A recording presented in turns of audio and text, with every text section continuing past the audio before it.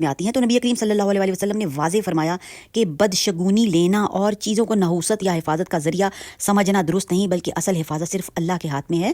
اور جناب یہی وہ غلط عقائد تھے جو پہلے زمانوں میں بھی لوگوں کو گمراہ کرتے تھے۔ مطلب پہلا زمانہ کون سا ہوگا؟ جاہلیت کا زمانہ، اسلام لانے سے پہلے والے زمانے کی بات ہو رہی ہے کہ جس زمانے میں یہ ساری چیزیں ہوتی تھی، پر اب بھی کچھ لوگ جو ہیں اللہ اور اللہ کے رسول پر یقین چھوڑ کر ان چیزوں پر عقیدہ رکھتے ہیں۔ شاید وہ ان جاہلیت کے زمانوں میں سے کہہ سکتے ہیں کہ ان کی کچھ سسٹم چلتا ہوا آ رہا ہو، زیادہ نہیں کہنا چاہوں گی، پھر لوگ برا مان جاتے ہیں۔ تو ویورز کیا ہے نا، پہلے زمانوں میں لوگوں کو گمراہ کرتے تھے یہ چیزیں۔ جیسے ویورز آج آپ کو ایک بہت ہی پیارا واقعہ بتاتی ہوں۔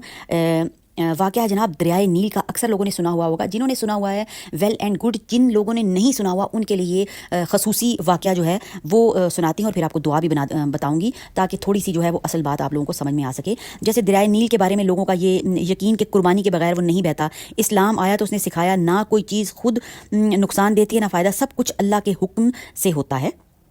تو ویورز یہ ہے کہ نہیں ہے، ہم لوگ تو شکر الحمدللہ کہ یقین رکھتے ہیں اپنے رب پر اور اپنے رب کے رسول پر، تو یہ جو ہے بہت ہی زیادہ ایک شکر والی بات ہے۔